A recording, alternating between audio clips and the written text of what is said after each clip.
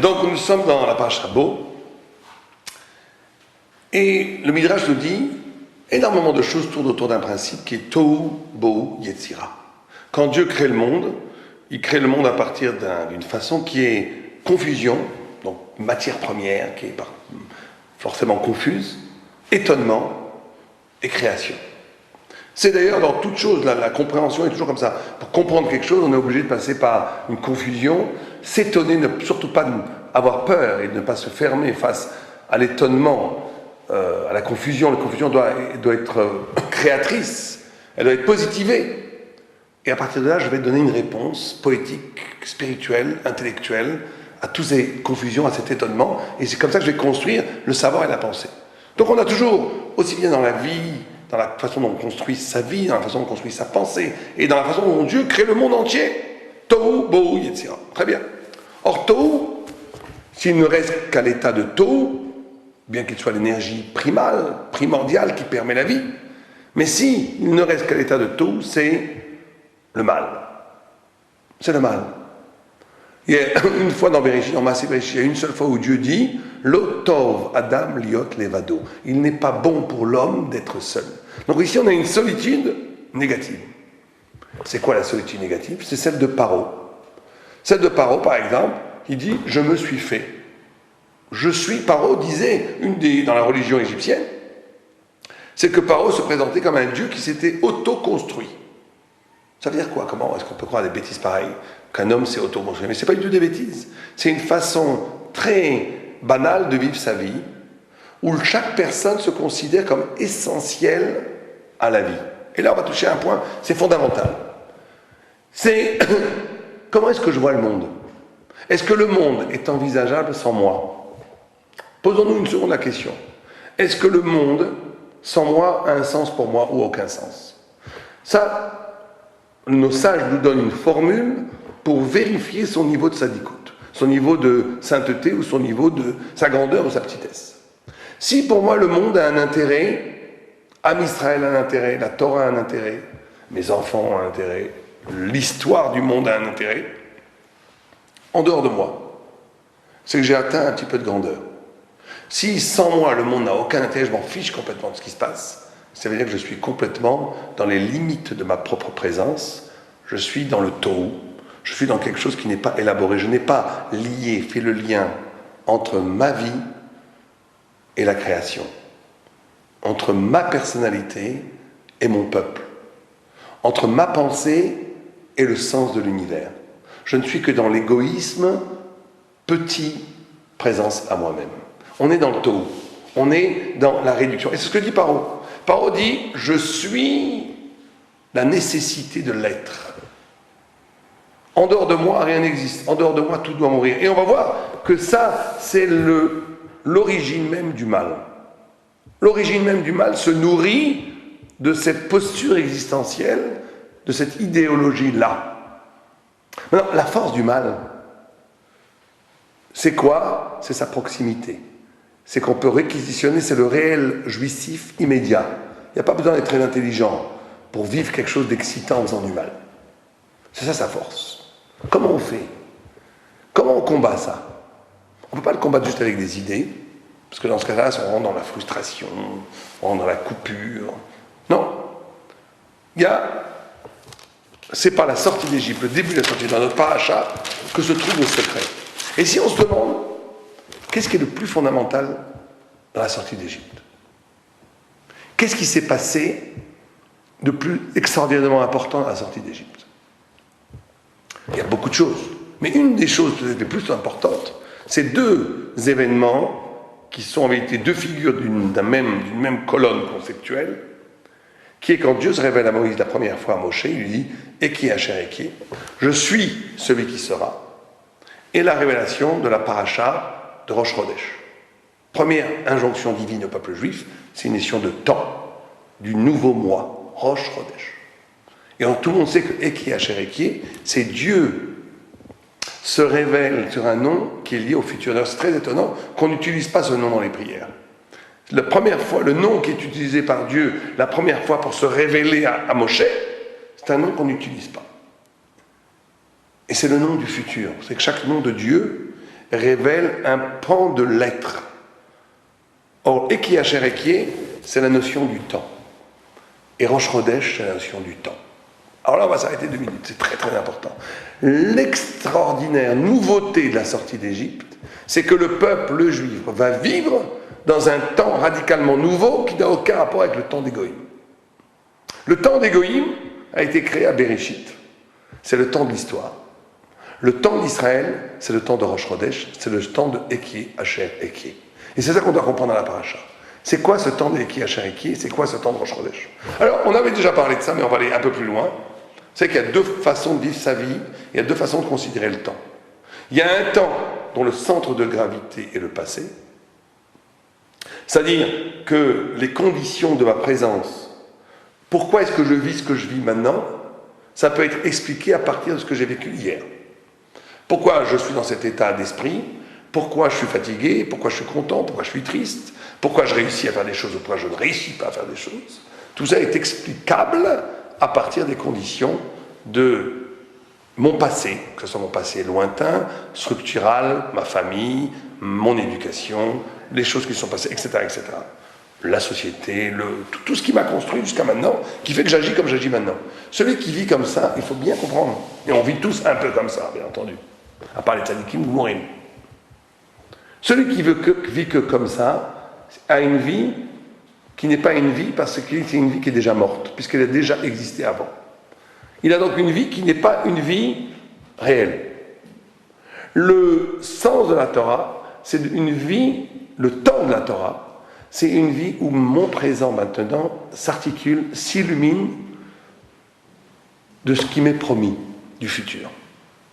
Alors ça veut dire quoi, de façon concrète? Ça veut dire que quand je vis ma vie aujourd'hui, quand je fais des choses, est-ce que je l'ai fait comme résultat ou est-ce que je l'ai fait parce que j'ai une visée, j'ai un projet d'atteindre un idéal? Et on ne parle pas bien entendu d'un idéal matériel, on ne parle pas bien entendu de réussir à faire de l'argent, des choses comme ça n'a aucun intérêt, c'est en vérité encore du passé. Tout le monde comprend que c'est structuré par la société, ça. Non, on parle d'essayer d'atteindre l'invitation à la merveille qui est en moi. Qu'est-ce que je dois faire pour réussir à libérer la merveille qui est en moi? Et ça veut dire que mon présent est lui-même en train d'être travaillé, illuminé, étendu vers quelque chose qui est de l'ordre de la promesse du futur, de la merveille. Et ça, c'est ce que l'Égypte essaye de gommer. L'Égypte est une civilisation de la présence, du maintenant. Pour ça qu'il n'y a pas de pluie. Toute l'abondance matérielle vient du Nil, du Nilus. C'est pour ça qu'on a une civilisation complètement ponctuelle de la jouissance, où tout est maintenant. Et vous savez que dans le rêve de Daniel, on nous dit que Nabuchodonosor voit, plutôt c'est le rêve de Nabuchodonosor expliqué par Daniel, voit une statue avec une couronne, qu'est l'Égypte, un visage, qu'est Babel, des mains, qu'est la Perse, le tronc, qu'est la Grèce, et 2 jambes qui sont Ishmaël et Esav, l'Occident et l'Islam. Et on dit que ça c'est le visage humain anti-Israël, et que Am Israël va être l'autre visage humain en face, qui va rédimer, qui va métaken, ce faux visage humain. Et donc, la racine du mal de l'Égypte, qui est la couronne, c'est que le mal ici, dans sa racine, c'est l'oubli de cette dimension de projet, de futur, d'aller vers, de construire. C'est une dimension où je vis maintenant les choses bêtement. C'est pour ça que vous savez que la quintessence du mal est définie en temps par les 3 plus grosses avérotes, qui sont le meurtre, les interdits sexuels, Arayot, et l'Avodazara. Parce que les 3 sont la même chose. Si on voit le meurtre, c'est l'annulation de l'autre pour moi. Donc je vis dans le tohu, j'ai cassé le lien. Je tue l'autre pour moi. Si on voit Arayot, c'est pareil. Arayot, c'est la notion où je vais me délecter d'un plaisir, d'un désir présent, en détruisant tout le sens, les liens entre les gens, le pourquoi du monde. C'est de manger la jouissance de son olam haba maintenant. Et la Vodazara aussi, c'est de ne pas faire le travail spirituel, intellectuel, de dépouillement d'une relation radicale avec l'au-delà, avec Dieu, pour réduire Dieu à une chose que je peux toucher, que je peux comprendre maintenant. On peut être idolâtre dans sa façon de penser. Quand on renonce au travail d'étude de la Torah, de renonce de compréhension, renonce de recherche intellectuelle, on est idolâtre. On réduit Dieu à ce que je comprends maintenant, donc on réduit l'idée de Dieu à ce que je veux bien en comprendre sans faire l'effort de me dépasser. Et tout ça, c'est toujours le mal. C'est toujours le mal. Pour comprendre ces idées, c'est ça qui se passe fondamentalement dans la paracha. Ce qui se passe fondamentalement dans la paracha, c'est cet arrachement d'une identité humaine qui est Am Israël, qui va s'arracher d'une civilisation égyptienne dont l'essence, dont la structure, dont toute l'économie répondait à une façon d'exister où je réduis la vie au tohu, à la présence, à ce qui m'a été donné, sans rien construire, sans projeter vers l'avenir, sans projeter vers le sens. C'est qu'il y a un midrash assez extraordinaire où on nous dit qu'il y a des vagues. Chaque vague dit à sa copine, derrière, la Gemara nous dit qu'elle est là pour détruire le monde. Et Dieu dit qu'il a mis une petite ligne de sable pour arrêter les vagues. Qu'est-ce que ça veut bien dire? Une vague qui veut détruire le monde. Et la Gemara nous dit que la vague est comme une sorte de colonne de feu avec en une des cubes, une vision magnifique d'ailleurs. Et on nous dit que on arrête cette vague avec un bâton où il y a écrit justement le nom de Dieu, de Eki Asheraki. On l'arrête. C'est quoi le sens de ce midrash? Le Gaon explique, il dit, c'est très simple. Il dit, le fait même qu'il y a création, c'est quelque chose d'incroyable. Puisque Dieu est infini, Dieu est Ensof. Le fait même qu'il y ait quelque chose de fini, c'est pas normal. Le fait même que nous existons, c'est un miracle. Le fait même qu'il y ait autre chose que Dieu, c'est absolument illogique, puisque Dieu est tout. Comment peut-il y avoir autre chose que Dieu? C'est impossible. Ça, c'est la grande question de la Kabbalah. Réponse, Tzimtzum, toutes sortes de réponses. Bon. Mais en tous les cas, la question reste tendue de façon métaphysique. Comment peut-il y avoir quelque chose qui n'est pas Dieu? Comment peut-il y avoir du fini? Et donc, la nature profonde, métaphysique des choses fait que l'infini veut détruire le fini. Ça ne peut pas exister, ça. Qu'est-ce qu'il arrête? Qu'est-ce qui arrête cette destruction annoncée, absolument nécessaire? Alors, il y a la petite ligne de sable, c'est la volonté de Dieu. La volonté de Dieu qui n'a pas besoin justement de puissance. Bon, ça c'est toute une notion, qu'est-ce que c'est ces grains de sable? Bon. Mais ce qui est très intéressant, c'est le bâton avec Eki Asheraki. L'arrêt de l'infini, comme destruction du fini, n'est possible que si je réintroduis dans le fini cette notion de futur.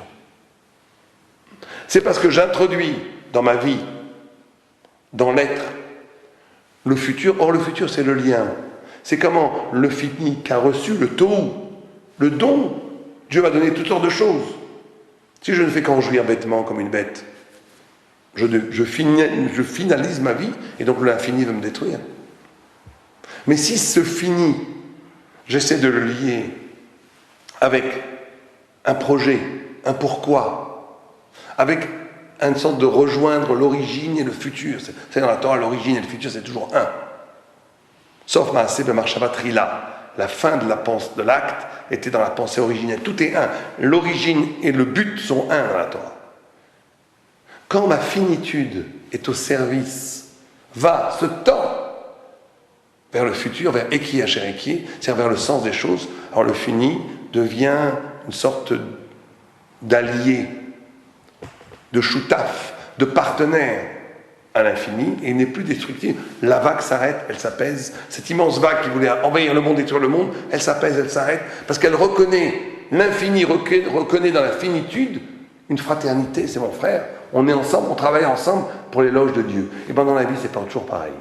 Dans la vie, c'est très important que d'être capable de traduire, d'abord de laisser rentrer en nous cette vague infinie. Il y a un don, il y a énormément de gens qui, Dieu veut lui donner des choses, veut donner un chidour, veut donner son âme sœur, veut donner même de la parnassa, veut donner de la récite en Torah. Mais pour ça, il faut être capable de sortir de sa finitude. Il faut être capable de tendre les mains vers l'infini, ça il faut le faire. Mais que cette finitude ne soit pas détruite par ce cadeau infini, ce n'est que quand je suis capable de traduire cette finitude en projet. En projet. Dès que je le mets en projet, il y a une union entre les deux dimensions qui font que je deviens un élément dans l'économie générale de la volonté de Dieu qui fait que ce n'est pas destructible. Alva Shabbat Shalom.